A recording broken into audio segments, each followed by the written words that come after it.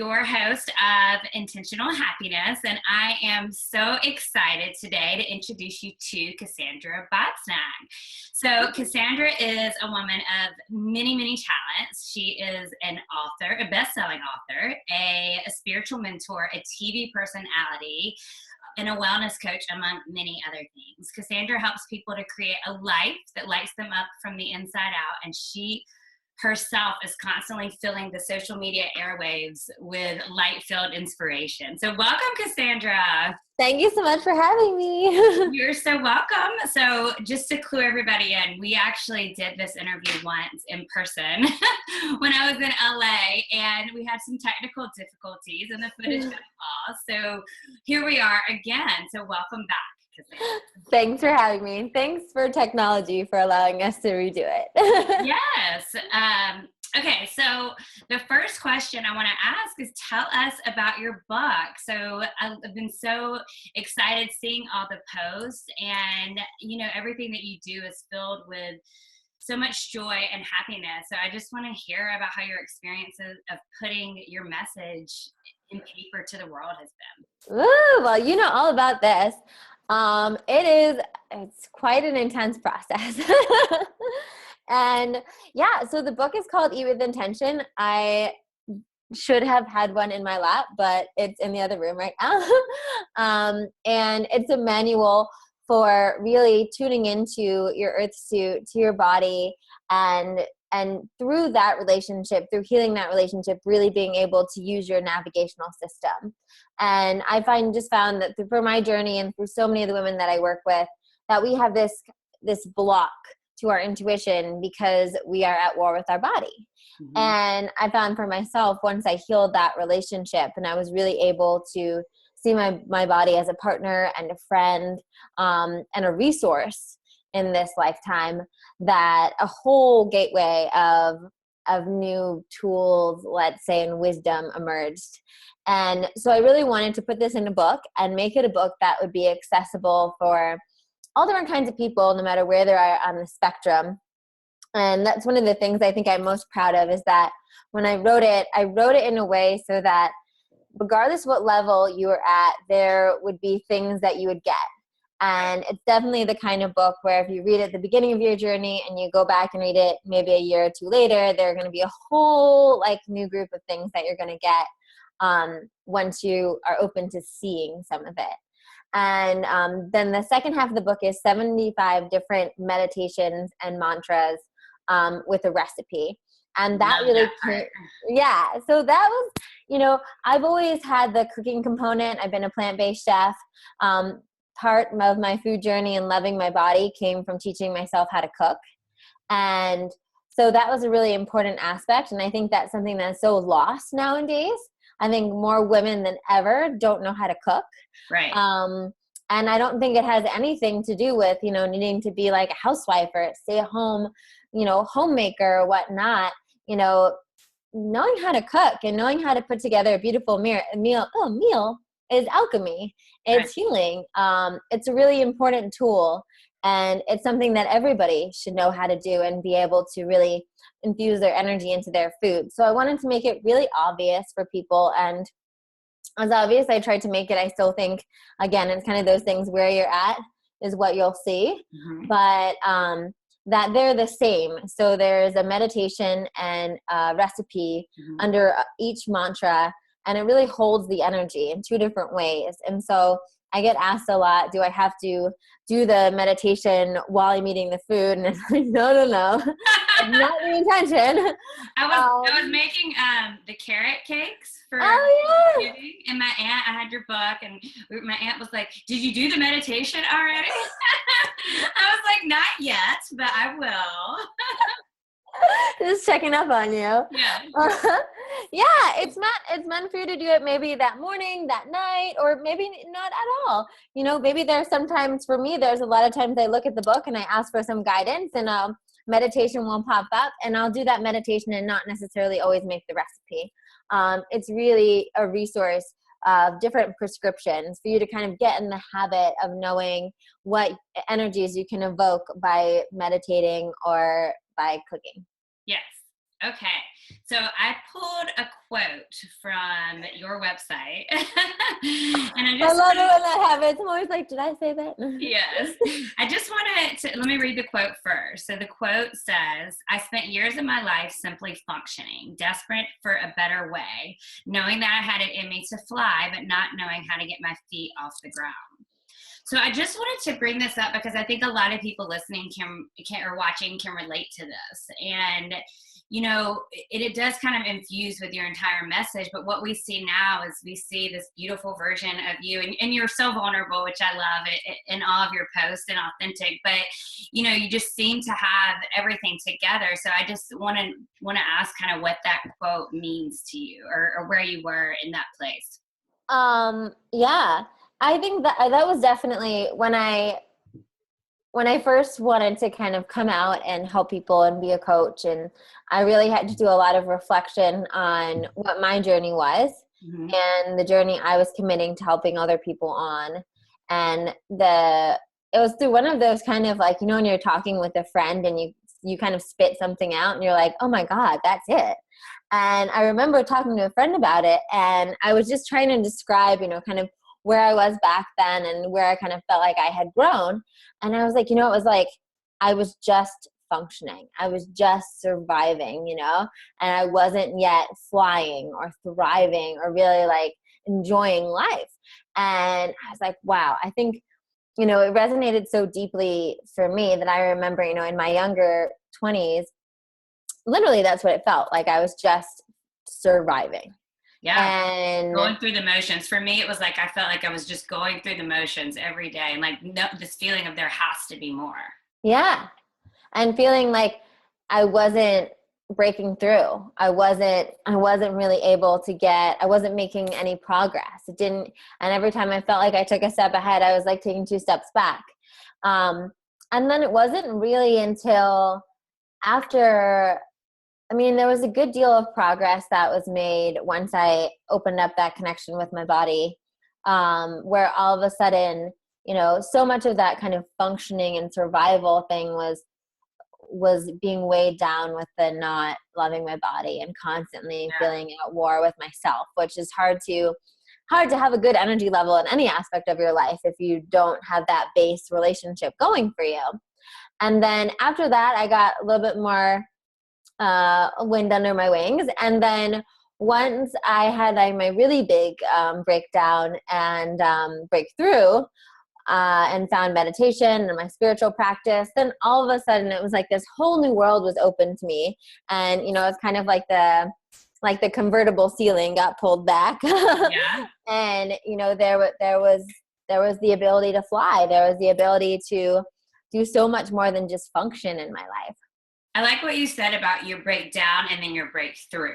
Because unfortunately, I think that's how it happens for a lot of us, is you have to get to that point of the breakdown. Now, you don't have to, but that's the way it works nowadays, is a lot of people are getting signs and feeling the call to live a higher meaning and a higher purpose life, but they don't necessarily, including me, don't necessarily follow that until the breakdown comes. So I feel like that with the energy that we've been experiencing lately, so much has been intense, and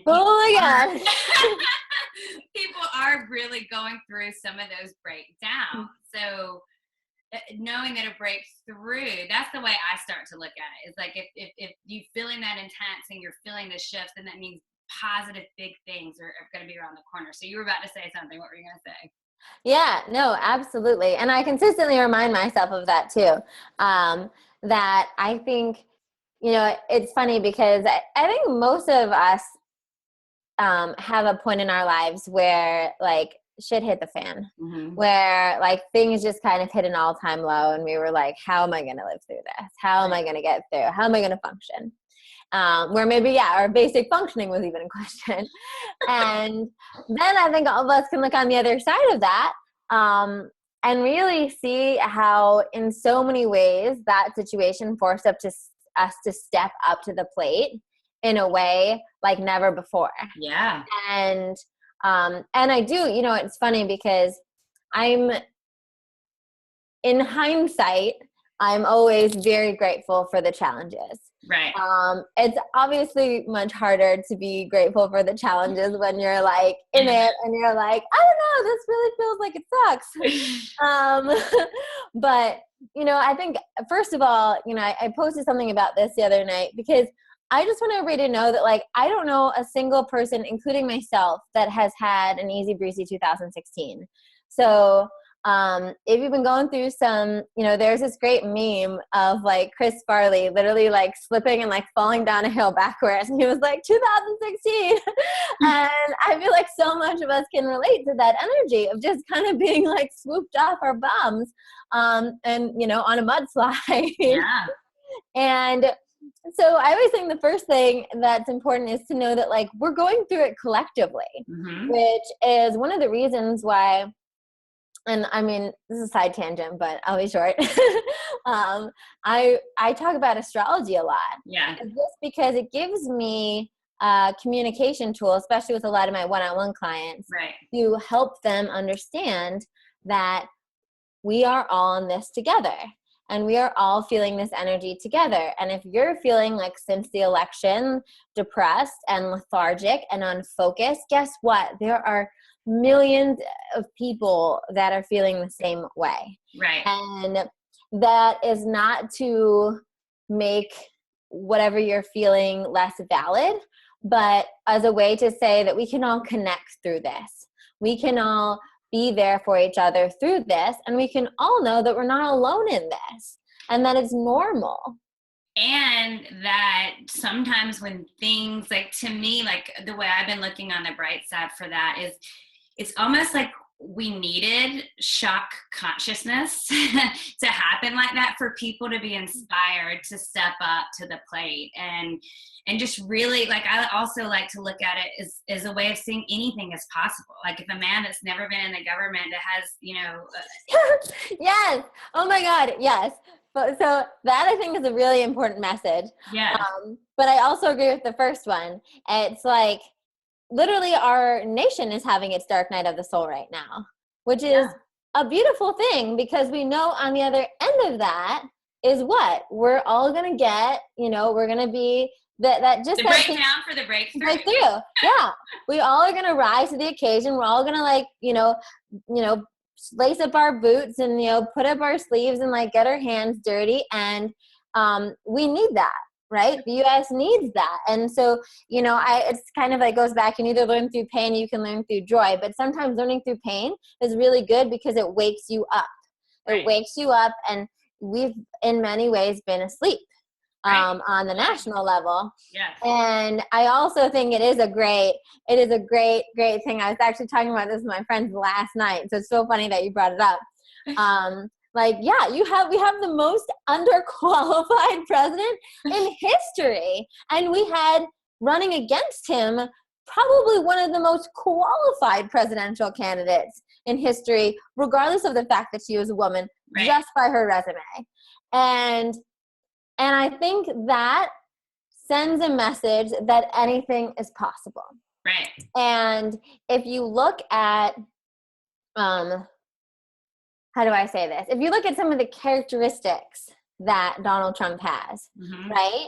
He has that kind of, and maybe I'm not going to articulate this right, so you can help me out, but kind of like that, like head in the sky, like I don't care what anybody else is saying, I'm doing this, like that bullish. He's a manifester.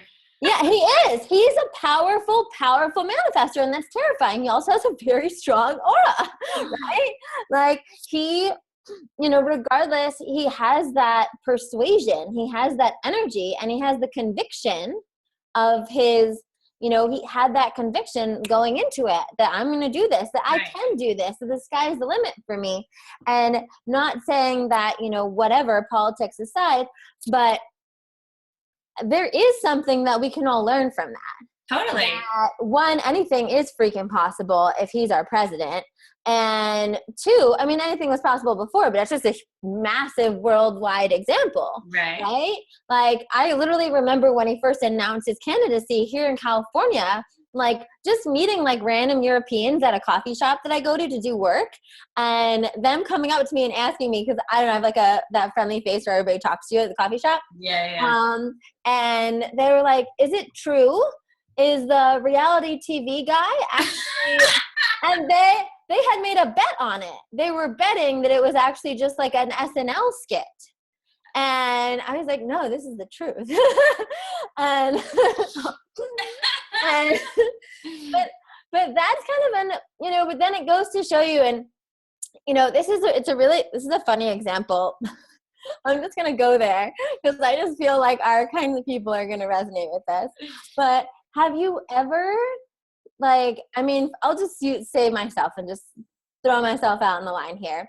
But I have always kind of been, well, when I was growing up especially, now less so, but when I was growing up, I'd always be kind of like resentful or judgmental against the like cocktail waitresses that would date like basketball players, right? And you like find about like this like basketball player that's like, whatever, dating some cocktail waitress, and and in my head I would just be like what? Like, obviously she just wants you for your money. Like, why won't you like just get like, like a successful businesswoman who's like on a mission, and like you guys can be a power couple, right? And like totally lots of judgments. I waitress, like whatever. It's not about that. But I just didn't understand, because for myself, when I was waitressing in my life, I would have never felt worthy of a basketball player. I would have never felt worthy of a man that was bringing in millions and millions of dollars, right? And then it clicked a couple years ago. It really clicked for me out of nowhere. I don't know why. I was talking about my friends with this, and all of a sudden it was like the judgment wasn't there or anything. And I was like, oh my God, those women just fucking realize that they're worthy.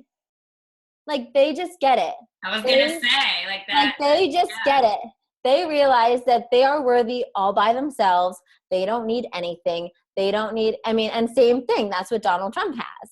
He has that he is worthy. That is his God-given right to be magnificent, and he can just go for it. And I think we can all really turn it up for ourselves and say, why not? Whatever that thing is that you're holding yourself back for, that you're running some racket in your head that, oh, I'm not worthy. Oh, I don't. I hear this all the time because I work with female entrepreneurs. I don't have enough certifications, or, Yeah. Right?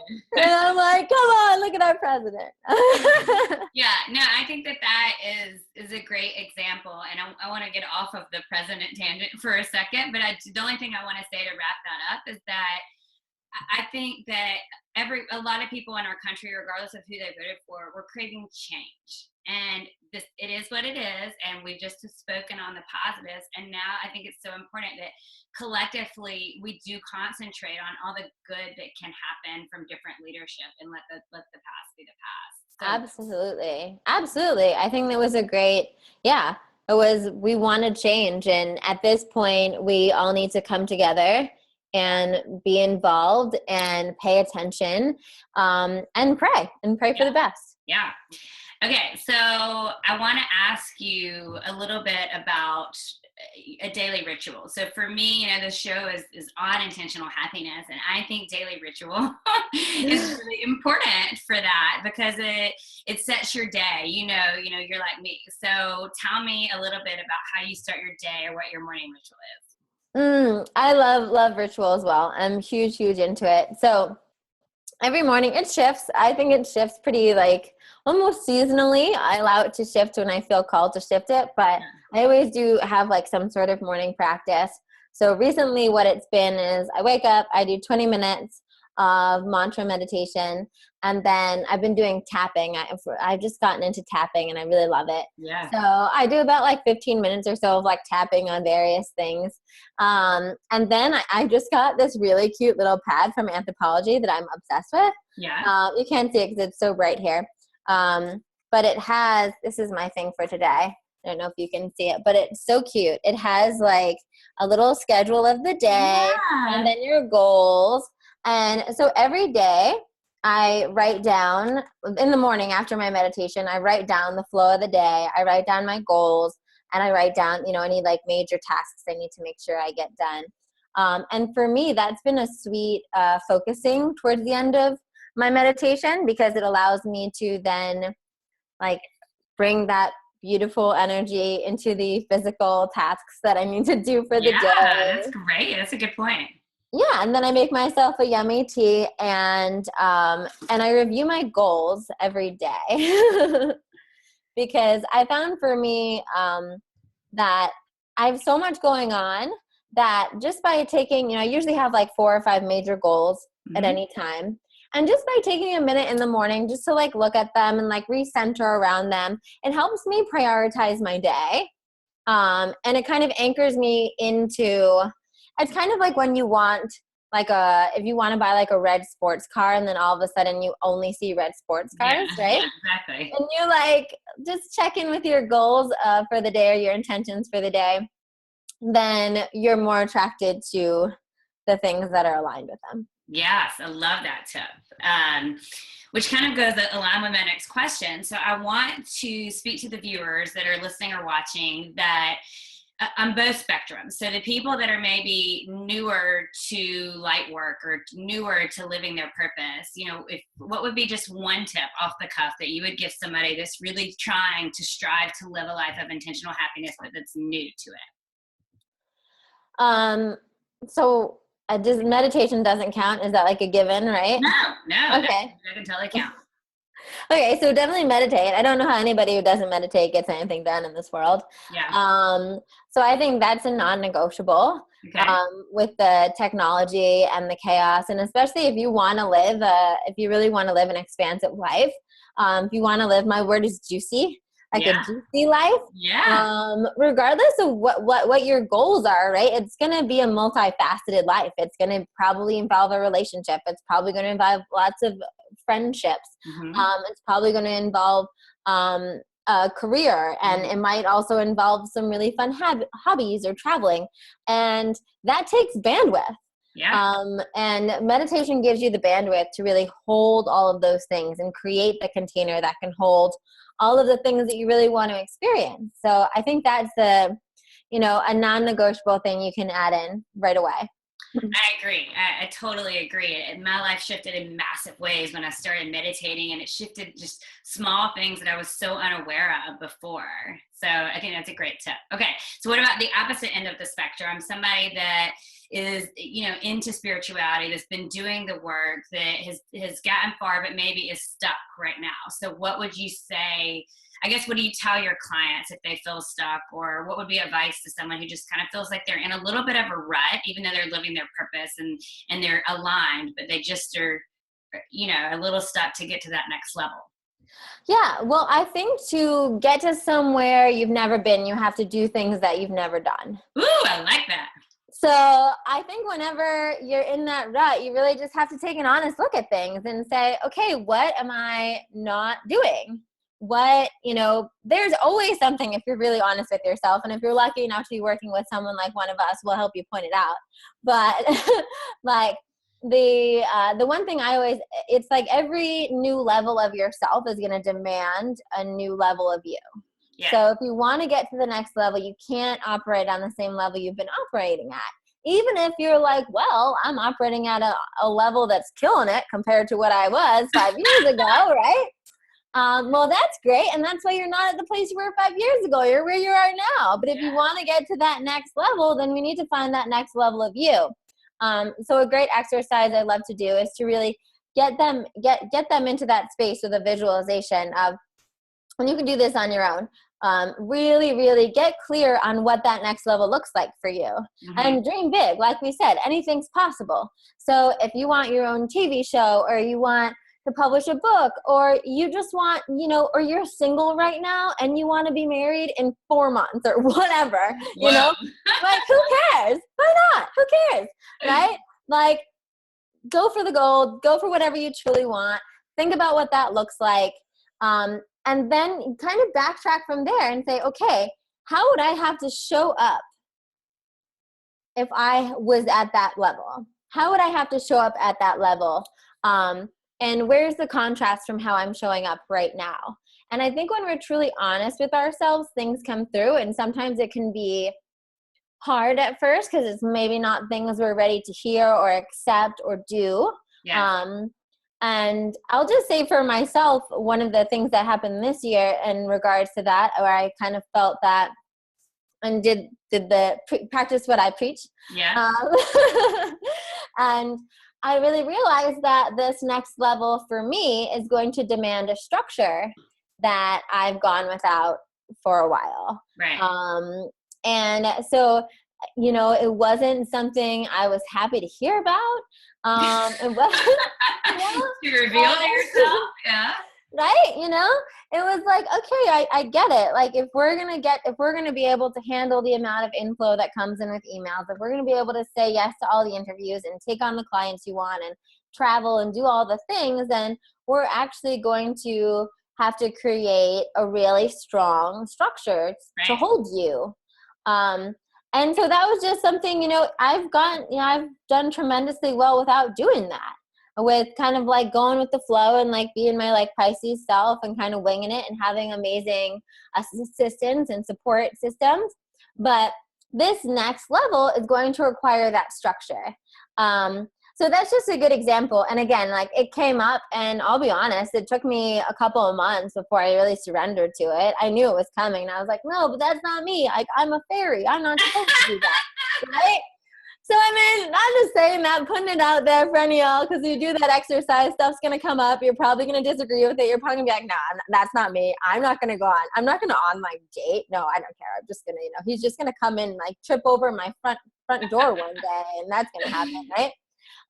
So whatever it is that's coming up for you during that, it's okay to not want to do it at first. In fact, that's probably how it's going to go down, because if you didn't have that resistance, you wouldn't have the block. You'd already be at the next level because you would have organically done it.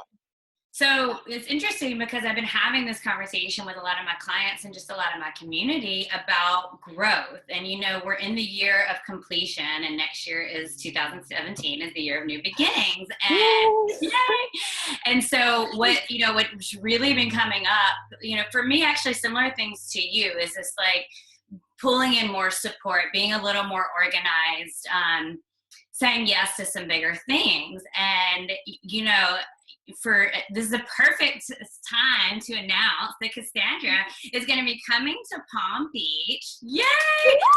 So excited. Going to be helping to teach all about, tuning into your own body and using a lot of her secrets for healing your body with food and your relationship to food, and bringing an intuitive awareness on that, and some Kundalini and some cool meditations. And one of the big things that I believe that you can really use to up level wherever you are on the spectrum, is to getting in a group with a collective energy of the intention of healing and expanding and up leveling. And every time I've done it, I'm like speechless because it's so powerful. And so I'm just really excited. So I would like to add in, that's another thing that you could do, is they can join us in Palm Beach.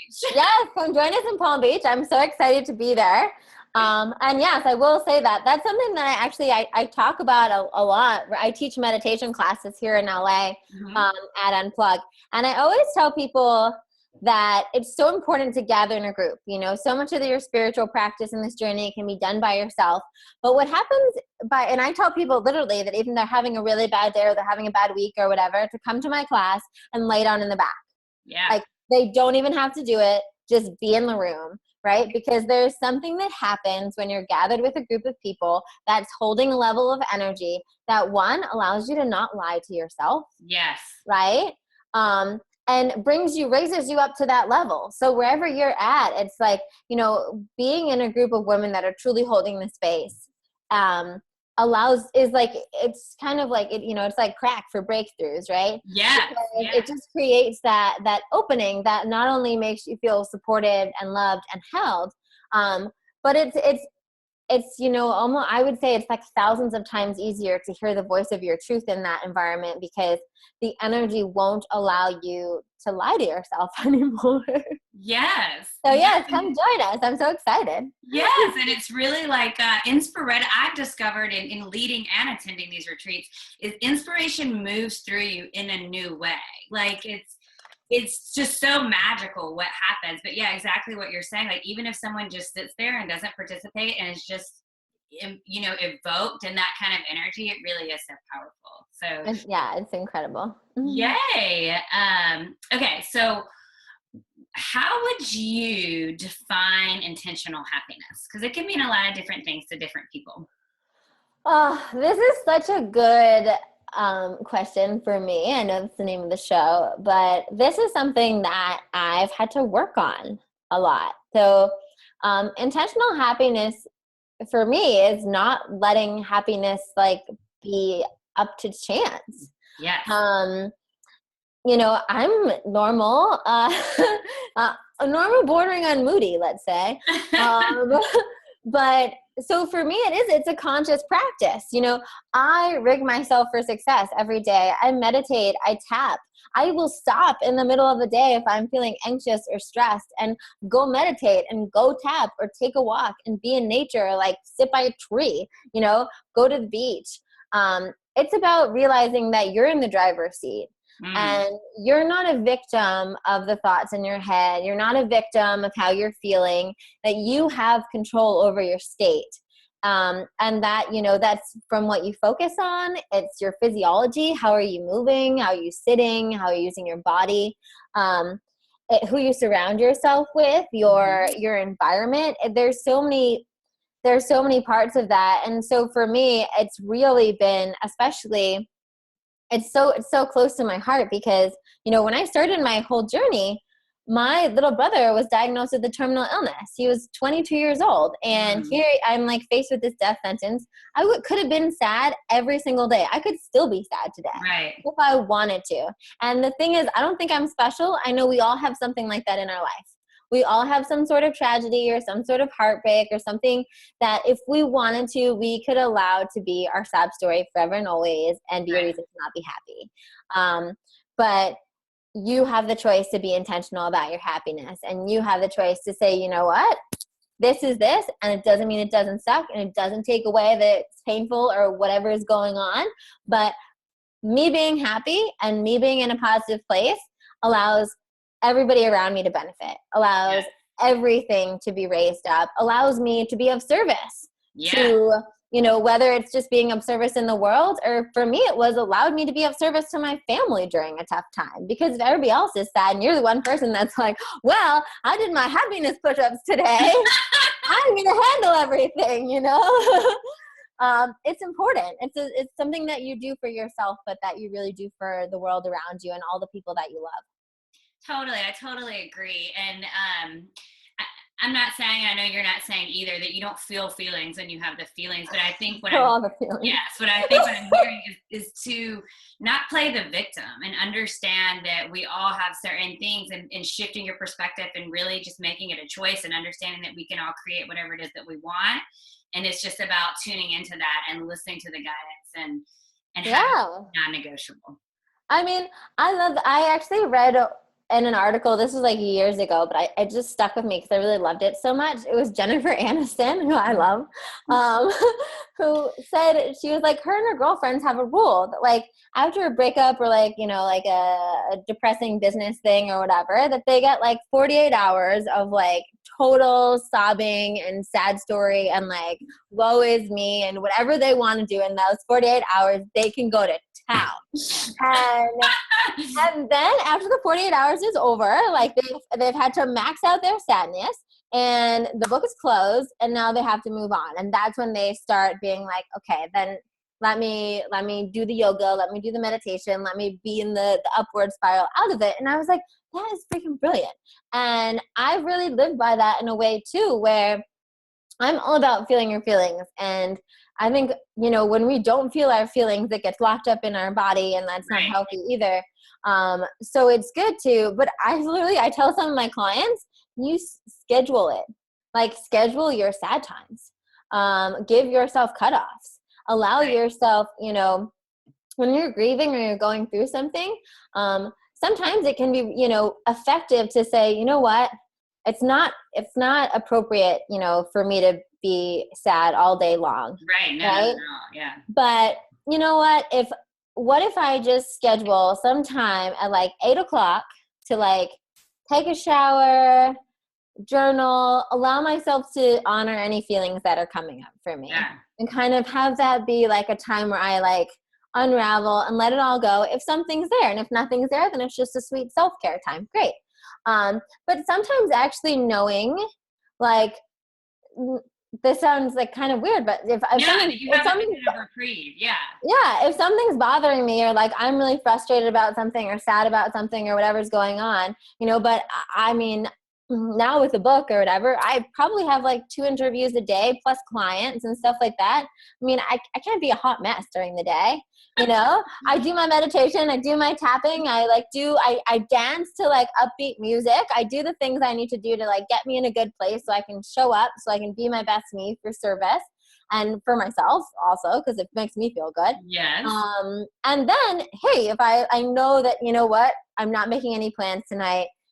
If I need to have a quiet night, have some tea, journal, get on the phone with a girlfriend, invite a girlfriend over, and just kind of, you know, process whatever's going on, then I know that I had that special time for it. And I think that allows you to have more intentional happiness. I love it. I think that is so true. And I do think that like scheduling time to allow motion to come through and just to acknowledge it and then release it. And for me, you know, in my biggest moments of healing, I've sat there and cried for 20 minutes sometimes alone. And you feel amazing afterwards. I love crying. Yeah. I mean, I like to go on walks at night and cry. Right. I'm not encouraging people to cry. I know you are. Like, there is a balance. You know what I mean? Like, I will say, like, with the book, there was like, I mean, it was more stress and more pressure than I've ever been under in my whole life. Right. And there was also lots of happiness and excitement and wonderful stuff that went around with that too. But I'm a big believer in like not BSing myself or anyone else. Mm-hmm. And, you know, just being like, well, I need to be happy all the time because everybody else says I should be so happy. And like, no, like right now I feel really overwhelmed. I feel like I'm not coming through enough. I'm not answering emails fast enough, the whole laundry list or whatever. And so like, I'm going to take a walk and be out in nature, cry a little cry, listen to some music I want to listen to. And then you're right. You come home and I'm like, oh, it feels like a massage. Yeah. You know, like you just kind of like let out what you need to let out. You moved it through you and now you can move on and you're fine. Yes. Oh my gosh. Well, we're already out of time. This has gone by so fast.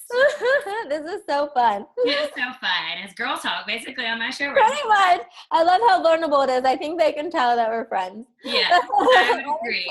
I'm excited for Florida. It's going to be a blast. I know. So excited. Well, thank you so much. I loved having you on. And to everyone, we'll see you next time. See you next time. Thanks for having me. Thank you.